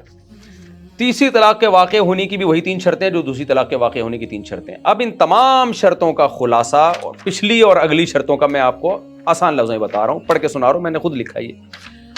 خلاصہ یہ کہ اہل حدیث کے 2 نامور عالم جناب محمد رئیس ندوی اور جناب مولانا کفایت اللہ سنابلی صاحب، جن میں اول الذکر تنویر الآفاق فی مسئلۃ الطلاق کے مؤلف ہیں، جو ہے 28 صفحوں کی کتاب، اور دوسرے نامور عالم سنابلی صاحب، ان کی کتاب ہے انوار الاخلاق فی مسئلۃ الطلاق، ان کی کتاب ہے 880 صفحوں کی۔ ان کتابوں کا خلاصہ یہ ہے، ان کی تحقیق یہ ہے کہ 3 طلاقوں میں سے پہلی طلاق کے واقع کرنے کی 3 شرطیں، دوسری اور تیسری طلاق کے واقع کرنے کی 7 شرطیں ہیں، جن کی تفصیل پچھلے ایپیسوڈ میں نقل کر چکا ہوں اور وہ پورا پیج دوبارہ آپ کے ساتھ میں شیئر کر رہا ہوں۔ لیکن جناب اہل حدیث کے نامور عالم جناب مولانا صدیق رضا صاحب کی تحقیق کے مطابق پہلی طلاق کے واقع کرنے کی 2 شرطیں ہیں، دوسری اور تیسری طلاق کے واقع کرنے کی 3 شرطیں ہیں، اور ان تمام شرطوں کا حاصل صدیق رضا صاحب کی جو بیان کردہ شرطیں ان کا حاصل یہ ہے، پہلی طلاق جب واقع ہوگی جب بیوی حیض و نفاس کی حالت میں نہ ہو، جس طہر میں پاکی کے ایام میں طلاق دے رہا ہے اس طہر میں ہم بستری نہ کی ہو، الا یہ کہ اس ہم بستری سے عمل ٹھہر جائے۔ دوسری اور تیسری طلاق جب واقع ہوگی جب بیوی حیض و نفاس کی حالت میں نہ ہو اور جس طہر میں طلاق دے رہا ہے اس میں ہم بستری نہ کی ہو، الا یہ کہ ہم بستری سے عمل ٹھہر جائے۔ نیز دوسری طلاق کے لیے پہلی طلاق سے اور تیسری طلاق کے لیے دوسری طلاق سے زبان سے رجوع کر لیا ہو۔ ان شرائط کے ساتھ رجوع کرتے ہوئے دوسری اور تیسری طلاق دے گا تو دوسری اور تیسری طلاق بھی واقع ہو جائے گی، چاہے ایک مجلس میں یہ 3 طلاقیں دے، یا 3 گھنٹوں میں یہ 3 طلاقیں دے، یا 3 مہینوں میں تقسیم کر کے یہ 3 طلاقیں دے۔ تو پتہ چلا اہل حدیث کے ہاں ایک مجلس کی 3 طلاقیں بھی 3 ہو جاتی ہیں، بشرطے کہ پہلی اور دوسری سے رجوع کرے، اور نہیں ہوتی تو 3 مہینوں کی بھی نہیں ہوتی، بشرطے کہ اگر پہلی اور دوسری سے رجوع نہیں کرتا وہ۔ یہ جناب شرائط کا خلاصہ ہے، آپ کے ساتھ میں نے شیئر کر دیا۔ آپ صدیق رضا صاحب کو اس میں بھی اگر کوئی شرط اچھی نہیں لگ رہی تو بس بول دیں یہ والی مجھے بالکل بھی پسند نہیں آئی ہے، تو میں وہ نکال دوں گا۔ جو آپ کی پسند کی شرطیں ہوں گی وہ میں ڈال دوں گا اس میں، جس کو آپ لائک کرتے ہیں تو اسی پہ ہماری ڈیبیٹ ہوگی۔ سبحان اللہ۔ اچھا، اب کچھ محبت کی باتیں، جو محبت کی باتیں تو ضروری ہے نا، آپ کو پتہ ہے کہ جناب کیا فرما رہے ہیں، ذرا غور سے توجہ سے سنیے گا کہ حضرت نے کیا ارشاد فرمایا تھا۔ تو سب سے پہلی بات یہ ہے کہ میں اپنا دعویٰ بتا دیتا ہوں، آپ نے اپنا دعویٰ بتانا ہے، اسی دعوے کے گرد ہماری بحث گھومے گی۔ جی ہاں، حضرت نے یہ ارشاد فرمایا تھا طارق مسعود صاحب نے کہ ہماری بحث اس دعوے کے گرد گھومے گی، ہماری بحث اس دعویٰ کے گرد گھومے گی۔ لیکن جب جواب میں نے جواب دعویٰ ریکارڈ کروایا جو کہ یہ تھا، اگر کوئی شخص اپنی بیوی کو اکٹھے 3 طلاقیں دیتا ہے، یہ کہتے ہوئے کہ تجھے طلاق ہے، طلاق ہے، طلاق ہے، یا تجھے 3 طلاق ہے، تو ایک ہی طلاق واقع ہوتی ہے۔ یہ میرا جواب دعویٰ ہے۔ اب ہونا تو یہ چاہیے تھا کہ اسی دعوے کے گرد بحث گھومتی، لیکن طارق مسعود صاحب نے دنیا گھمانا شروع کر دی۔ فرما رہے ہیں کہ اس دعوے کے گرد ہماری بحث گھومنی چاہیے تھی۔ طارق مسعود صاحب نے اس دعوے کے گرد بحث گھمانے کے بجائے دنیا کو گھمانا شروع کر دیا ہے۔ صدیق رضا صاحب، آپ نے اسی دعوے کے گرد اب ہم بھی گھوم رہے ہیں، اس کے دائیں بائیں نہیں جا رہے ہیں۔ آپ نے جب یہ کہا نا کہ ایک مجلس کی 3 طلاقیں ایک ہوتی ہیں، تو اس سے لگے گا نا کہ پھر الگ الگ مجلسوں کی ایک نہیں ہوتی۔ تو اگر الگ الگ مجلسوں کی بھی آپ کے نظر میں ایک ہی ہوتی ہیں تو ایک مجلس کی بھی ایک ہی ہوتی ہے، تو پھر یہ کہنے کی کیا ضرورت ہے؟ اس کے میں آپ کو اور آسان ایک لطیفے سے سمجھاتا ہوں۔ دیکھو، مجھے تو آپ نے بھی کہا کہ لطیفوں والا مولانا ہوں، تو پھر تو لطیفہ تو بنتا ہے نا۔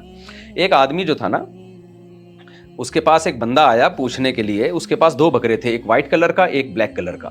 اس آدمی نے پوچھا کہ یار تم یہ وائٹ کلر کے ان بکروں کو کیا کھلاتے ہو؟ تو جو بکروں کا مالک تھا اس نے کہا وائٹ بکرے کی بات کر رہے ہو یا بلیک بکرے کی؟ اس نے کہا وائٹ کی بات کر رہا ہوں۔ تو وائٹ کو میں لوسن کھلاتا ہوں۔ پوچھنے والے نے کہا اور بلیک کو؟ کہتے بلیک کو بھی لوسن کھلاتا ہوں۔ پوچھنے والے نے کہا یار جب دونوں کو ایک ہی چیز کھلا رہے ہو تو یہ فرق کیوں کر رہے ہو کہ وائٹ کو یہ کھلا رہا ہوں اور بلیک کو یہ کھلا رہا ہوں؟ کیونکہ جب تم نے کہا کہ وائٹ کو یہ کھلا رہا ہوں تو میں سمجھا بلیک کو کچھ اور کھلاتے ہوگے۔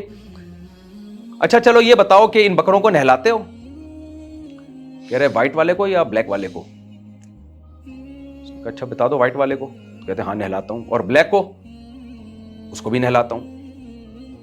بینکر سر پکڑ کے بیٹھ گیا کہ یار جب تم نے یہ کہا تھا کہ وائٹ والے کو نہلاتا ہوں تو میں یہ سمجھا کہ بلیک والے کو نہیں نہلاتے۔ اگر اس کو بھی نہلاتے تھے تو پھر یہ فرق کرنے کی کیا ضرورت ہے کہ وائٹ والا اور بلیک والا؟ عجیب آدمی ہو۔ اچھا چلو یہ بتاؤ کہ ان کو باہر گھمانے پھرانے کے لیے نکلتے ہو؟ بکروں کے مالک نے کہا کہ وائٹ والے کی بات کر رہے ہو یا بلیک والے کی؟ اس نے کہا وائٹ والے کی بتا دو۔ ہاں گھمانے لے کے جاتا ہوں۔ اور بلیک والے کو؟ ہاں اس کو بھی لے کے جاتا ہوں۔ سر پکڑ کے بیٹھ گیا یار جب تو بلیک والے کو بھی گھمانے لے کے جاتا ہے تو یہ فرق کرنے کی تجھے کیا ضرورت ہے کہ وائٹ والے کو گھماتا ہوں بلیک والے کو؟ یعنی پھر یہ کہنے کی کیا ضرورت تھی وائٹ والے کو گھماتا ہوں؟ اس سے تو یہ لگ رہا ہے بلیک والے کو نہیں گھماتا۔ جب اس کا زیادہ دماغ خراب ہوا نا تو پھر آخر میں کہتا ہے کہ تو یہ الگ الگ فرق کر کیوں رہا ہے؟ وائٹ والا اور بلیک والا، اور اس کو یہ کھلاتا ہوں تو اس کو یہ، جب دونوں کے ساتھ سیم معاملہ ہے تو پھر یہ فرق کر کیوں رہا ہے؟ تو بکروں کا مالک کہتے ہیں اس لیے کہ وائٹ والا میرا ہے اور بلیک والا کہہ رہے وہ بھی میرا ہے۔ تو ایسے موقع پہ کیا بنتا ہے؟ مجھے مارو مجھے مارو۔ صدیق رضا صاحب آپ کی جو ابھی آخری ویڈیو آئی ہے نا کل 17 اگست کو، اس کے نیچے کچھ لوگوں نے یہ کمنٹس لکھے ہوئے ہیں، میں آپ کے ساتھ شیئر بھی کر رہا ہوں۔ اس میں ایک صاحب کہہ رہے ہیں مجھے مارو مجھے مارو۔ تو آگے بھی چلتے ہیں، کچھ باتیں باقی رہ گئی ہیں ابھی۔ تو اس لیے آپ نے یہ تو کہہ دیا کہ ایک مجلس کی 3 طلاقیں ایک ہوتی ہیں، یہ دعویٰ کلیئر نہیں ہے نا۔ اس سے یہ لگ رہا ہے کہ الگ الگ کا کیا، تو الگ الگ بھی آپ لوگ بعض صورتوں میں تو 9 مہینے میں ڈیوائیڈ کر کے دے رہا ہے تو ایک بھی نہیں ہو رہی، اور بعض صورتوں میں ایک ہی مجلس میں 3 واقع ہو رہی ہیں، رجوع کر کے دے رہا ہے تو ایک ہی مجلس میں ہو رہی ہیں، اور نہیں ہو رہی تو ایک بھی نہیں ہو رہی ہے، ایسی بھی سچویشنز ہیں۔ تو اس لیے یہ مزہ والا دعویٰ نہیں ہے نا جو میں، اس لیے میں لکھ کے لے آیا ہوں، میں نے شیئر کر دیا۔ اب آپ اس میں جو شرط نکالنی ہے نکال دیں آپ، مجھے کوئی اعتراض نہیں ہے، جو شرط نکالنی ہو ہم اس پہ ڈیبیٹ کر لیں گے۔ تھوڑی سی محبت کی اور باتیں رہ گئی ہیں۔ آپ کہتے ہیں جی ہم بیٹھیں گے، یہ اشکال آپ پیش کرتے ہیں اپنی ویڈیوز میں کلپ بھی لگانے کی ضرورت محسوس نہیں کرتا، اگر آپ انکار کریں گے تو میں لگا دوں گا کہ جی مرغوں کی طرح لڑائی ہوگی، دنیا تماشا دیکھے گی ہمارا، بڑا مطلب آپ ایک جذباتی انداز میں اس بات کو بیان کرتے ہیں۔ تو حضور یہ سب کچھ طے کرنے کے بعد ہم بیٹھیں گے تو کیا شیورٹی ہے، کیا گارنٹی ہے، کیا ضمانت ہے کہ مرغوں کی طرح نہیں لڑیں گے؟ سوائے حسن زن کے تو اور کچھ نہیں ہے نا، کہ میرا آپ کے بارے میں حسن زن ہے کہ آپ مجھے لڑنے کے لیے نہیں بلا رہے، شور شرابہ چیخنے چلانے کے لیے نہیں بلا رہے، تو کچھ حسن زن میرے بارے میں بھی رکھ لیجئے، کچھ رکھ لیجئے، تو انشاءاللہ دنیا دیکھے گی کہ ایسا نہیں ہے۔ آپ ایک مثالی گفتگو بنانا چاہتے ہیں، میں بھی اسے ایک مثالی گفتگو بنانا چاہتا ہوں کہ ایک مثالی گفتگو ہو، واقعی ایسا لگے کہ 2 مسلم بھائی، 2 مسلمان بھائی آپس کے اختلافات کو انتہائی احسن اسلوب میں سمجھنے اور سمجھانے کی کوشش کر رہے ہیں، ایک دوسرے کو افہام و تفہیم کی کوشش کر رہے ہیں۔ ماشاءاللہ بڑی پیاری بات کی ہے جناب مولانا صدیق رضا صاحب۔ دیکھیں نہ میں آپ سے بدگمان ہوں نہ آپ مجھ سے بدگمان ہیں۔ مرغوں کی لڑائی والی جو میں نے بات کی ہے نا، آپ بھی سمجھدار ہیں کہ جب بھی کسی سے معاملہ کیا جاتا ہے تو اچھا گمان رکھنے کے باوجود بھی اس کو اتنا کلیئر کیا جاتا ہے کہ کہیں کسی بھی طرف سے شیطان کے گھسنے کا راستہ باقی نہ بچے۔ ورنہ اچھا گمان کا تقاضا تو یہ تھا کہ میں اس موضوع پر آپ سے بات ہی نہیں کرتا، میں کہتا کہ بھی آپ کی جو تحقیق ہے یقیناً قرآن و سنت کے مطابق ہوگی، تو اچھا گمان تو پھر یہ بھی ہونا چاہیے، تو پھر ہم بات چیت کریں کیوں؟ تو اس لیے ٹھیک ہے، آپ کی بھی لڑنے کی نیت نہیں ہے، میری بھی لڑنے کی نیت نہیں، لیکن بہرحال ہم نے کھانچے سارے بند کرنے ہیں کہ کوئی ایسا موقع ہم چھوڑیں ہی نہیں شیطان کے لیے کہ وہ بیچ میں گھس کے ہم کو لڑانے کی کوشش کرے۔ تبھی تو حدیث میں معاملات کو لکھنے کا حکم ہے۔ وجہ اس کی ہے کہ مسلمانوں کے مابین معاملات ہو رہے ہیں لیکن کوئی گڑبڑ نہ ہو جائے۔ حدیث میں اور قرآن میں ہے نہیں کہ لکھت پڑھت کے معاملات میں گواہ بھی بناؤ، کیوں گواہ بناؤ بھائی، کل کوئی مکر نہ جائے، حالانکہ سب مسلمانوں کے آپس کے معاملات ہو رہے ہیں، اور یہ آیتیں کہ مخاطب تو صحابہ کرام تھے، تو ان کو کہا جا رہا ہے کہ معاملات کو لکھا کرو۔ تو اسلام نے ہمیں حکم دیا ہے کہ گمان سب سے اچھا رکھو، لیکن جب کسی سے معاملہ کرو تو شیطان کے گھسنے کے تمام راستوں کو پہلے بند کر دو. تو اس لیے میں یہ دعویٰ اور کہ منقع ہونا چاہیے اور یہ سب چیزیں شرائط ورائط، یہ میں اس لیے اتنی باتیں کر رہا ہوں. ایک اور سن لیتے ہیں ہم. تو جلدی کیجئے، عوام بھی تھک چکی ہے. ہمیں کہہ رہے ہیں کہ یار کب سامنے بیٹھو گے آپ؟ اب میں کیا کر سکتا ہوں کہ جب طارق مسعود صاحب دعوے پر ہی بات شروع کر دیں، اصل موضوع کی طرف آئے نہیں، تو میرا کیا قصور ہے اس میں؟ دعویٰ ہی تو اصل موضوع ہوتا ہے. صدیق رضا صاحب آپ کہہ رہے ہو طارق مسعود صاحب دعوے پہ ہی بحث شروع کر دی، تو آپ کا اصل موضوع ہے کیا؟ دعویٰ ہی تو اصل موضوع ہوتا ہے. تو ایک چیز ہی کلیئر نہیں ہو اور ہم اس پہ بحث شروع کر دیں تو وہ از کالڈ مرغوں کی لڑائی، اسی کو تو کہتے ہیں. تو خیر میں نے اب یہ شیئر کر دیا ہے. اس میں آپ کو جو بھی اشکال ہو آپ بتا دیں تو پھر انشاءاللہ ہم. اچھا شرائط بھی جو ہے وہ میں ریٹن میں ہے میرے پاس، تو جیسے ہی آپ یہ دعویٰ کلیئر کر دیں گے میں شرائط شیئر کر دوں گا. کوئی اس میں میری طرف سے انشاءاللہ تاخیر نہیں ہوگی. وہ شرائط کوئی لمبی چوڑی نہیں ہے. پہلی تو میری خواہش ہے، میں نے آپ سے عرض کیا کہ ہمارے اسٹوڈیو میں آپ آ جائیے گا، جیسے پہلے آپ آئے تھے تو یہاں آ جائیں. تو یہ میرے لیے سب سے یعنی بہت آسان ہو جائے گا اس کے لیے، کیونکہ آپ کو پتہ ہے میں نے اس کی ڈیٹیل میں زیادہ میں نہیں جاتا. دوسری بات یہ کہ ہم جو ہے نا جب آپس میں بات چیت کریں گے تو 15 منٹ یا 10 منٹ کا ایک وہ رکھیں گے. 10 منٹ آپ، 10 منٹ میں، 10 منٹ آپ، 10 منٹ میں. آپ جب 10 منٹ بولیں گے میں بیچ میں نہیں بولوں گا. میں یہ اگر موضوع سے ہٹ بھی گئے نا تو میں یہ بھی نہیں بولوں گا کہ ہم موضوع سے ہٹ رہے ہو. بس جو بولنا ہے بولتے رہو. میری باری میں جو میں نے بول رہا ہوں سب کو پتہ ہے ہمارا موضوع کیا ہے، کس پہ ہماری ڈیبیٹ ہوگی. وہ شرطیں سب کے سامنے پہلے سے ہوں گی. اب کوئی ان شرطوں پہ قائم رہتا ہے نہیں رہتا ہے یہ اس کا ہیڈیک ہے. بیچ میں بولنے کی اجازت کسی کو نہیں ہوگی. عوام خود فیصلہ کرے گی کہ کون موضوع پہ رہا اور کون موضوع پہ نہیں رہا. ہم نے تو یہ ایپیسوڈ بنانے ہیں 10 منٹ یا 15 منٹ آپ کے، 15 منٹ میرے، یا 15 منٹ پہلے میرے پھر 15 منٹ آپ کے، جو بھی ہم طے کر لیں گے. تو 15 منٹ کے ہم 6-7 سیشن ہر ایک کے لیے رکھیں گے. یعنی 5-6 سیشن آپ کے، 5-6 سیشن میرے، اور آپ بولیں گے پھر میں، پھر آپ، پھر میں. اور ہماری اسٹاپ واچ لگی ہوگی 10 یا 15 منٹ. جیسے آپ بولیں گے تو اسٹاپ واچ ہمارا بندہ آن کر دے گا اور ٹھیک 15 منٹ کے بعد وہ بند کر دے گا. پھر میری طرف اسٹاپ واچ آ جائے گی. اس بیچ کا جو وقت ہوگا گھڑی ادھر سے ادھر کرنے میں وہ کاؤنٹ نہیں ہوگا. تو پھر 15 منٹ میں بولوں گا. تو اس طرح ہم طے کر لیں گے 15 منٹ کے کتنے سیشن آپ کو دیے جائیں، 15 منٹ کے کتنے سیشن مجھے دیے جائیں. اور آخر میں 5 منٹ کے ایک گریوی والا سیشن اور رکھ لیں گے کہ بھئی کوئی بات رہ گئی تو 5 منٹ آپ، 5 منٹ میں. تو یہ گریوی والا سیشن، کون کس کے دلائل مضبوط تھے، کس کے کمزور تھے، یہ فیصلہ عوام نے کرنا ہے. یہ میں اور آپ وہاں بیٹھ کے فیصلہ نہیں کریں گے، کیونکہ ان چیزوں سے لڑائیاں ہوتی ہیں. اگلا میں جیتا وہ کہے گا میں، یا جیت بھی تو کہ بھائی علمی ڈیبیٹ ہے، دنیا کے سامنے آ گئی ہے جو ہوگا. اور جو ریفرنسز آپ، جیسے آپ نے کوئی حدیث پیش کی، مجھے پتہ ہے کہ یہ حدیث موجود ہے، تو پھر میں اس میں آپ سے ریفرنس نہیں مانگوں گا، کیونکہ اس میں ٹائم ضائع ہوتا ہے. کچھ چیزیں ہمارے اور آپ کے درمیان متفقون علیہ ہیں. جیسے میں نے حدیث کا کوئی اصول پیش کر دیا اور مجھے پتہ ہے اہل حدیث بھی مانتے ہیں اس اصول کو، آپ بھی مانتے ہیں. اب آپ مجھ سے مطالبہ کر رہے ہیں اس کا ریفرنس دکھاؤ، تو اس میں ٹائم ویسٹ ہوگا. یا میں آپ سے مطالبہ کر رہا ہوں اس کا ریفرنس دکھاؤ، تو بلا وجہ کا ٹائم ضائع ہوگا نا اس میں. تو ایسی چیزیں جو میرے اور آپ کے درمیان متفقون علیہ ہیں، ان میں جب اختلاف ہی نہیں ہے تو پھر اس میں ریفرنس نہیں مانگا جائے گا. ایک بات، تاکہ ہم سب کا ٹائم بچے. دوسری بات یہ کہ ریفرنس جو ہے یا تو کتاب سے دکھایا جائے گا، انٹرنیٹ کا، مکتبہ شاملہ کا، مکتبہ تراث کا، یا کسی کی کتاب ہے. جیسے ثناء علی صاحب کی کتاب میرے پاس انٹرنیٹ پہ موجود ہے.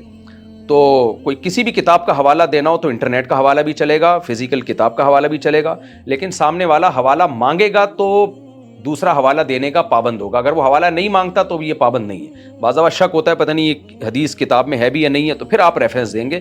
اگر مجھے لگے گا کہ یہ واقعی حدیث ہے تو میں ریفرنس مانگ کے نہ آپ کا ٹائم ضائع کروں گا، نہ آپ میرا ٹائم ضائع کریں گے.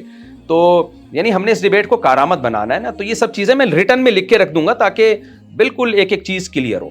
تو اور ریفرنسز کے جو ٹائم ہوگا وہ اس 10 منٹ سے ہٹ کر ہوگا. مثال کے طور پر آپ نے 10 منٹ کوئی بات کی، اب مجھے لگا کہ یار انہوں نے جو حدیث کو ضعیف قرار دینے کے لیے دلیل دی ہے فلاں کتاب کی، تو پتہ نہیں اس کتاب میں ہے بھی یا نہیں ہے. تو میں بیچ میں نہیں بولوں گا. آپ کے 10 منٹ کمپلیٹ ہوں گے، اس کے بعد ٹائم روکا جائے گا. پھر میں کہوں گا بھائی آپ نے جو یہ بتایا ہے ذرا اس کا ریفرنس مجھے نیٹ پہ، مکتبہ شاملہ میں یا مکتبہ تراث میں یا فزیکلی کسی کتاب میں دکھا دیں. تو وہ ٹائم آپ کو دیا جائے گا، وہ ان 10 منٹ سے ہٹ کر ہوگا. نہ وہ میرے 10 منٹ میں کاؤنٹ ہوگا، نہ آپ کے 10 منٹ میں کاؤنٹ ہوگا. اور پھر آپ دکھا دیں گے. اسی طرح آپ مجھ سے مطالبہ کریں گے تو وہ 10 منٹ سے ہٹ کر ہوگا، میں وہ دکھا کے مطمئن کر دوں گا ہاں بھائی ہے. تو یہ میں اس لیے کہہ رہا ہوں کہ اس میں بعض دفعہ فریقین میں سے کوئی بھی شرارت کر سکتا ہے. یہ شرارت میں بھی کر سکتا ہوں، شیطان میرے ساتھ بھی لگا ہوا ہے کہ آپ کے سارے 10 منٹ نہ میں حوالے میں نہ برباد کر دوں. آپ نے مثال کے طور پہ 10 حدیثیں پیش کی ہیں. اب اس 10 منٹ میں آپ سے کہہ رہا ہوں کہ یہ حوالہ دکھاؤ، یہ حوالہ دکھاؤ، یا آپ حوالے دکھانے میں آپ کے 10 منٹ تو آپ کے اسی میں ضائع ہو جائیں گے. تو یہ حوالوں کا جو ریفرنس دکھانے کا ٹائم ہوگا، یا تو آپ خود سے اپنے 10 منٹ میں دکھا دیں، میرے مطالبے پہ جب دکھائیں گے تو وہ کسی ٹائم میں کاؤنٹ نہیں ہوگا، وہ الگ سے ایک ٹائم ہم کریں گے. یعنی ابھی میں صرف ان کا ہلکا پھلکا سا آپ کو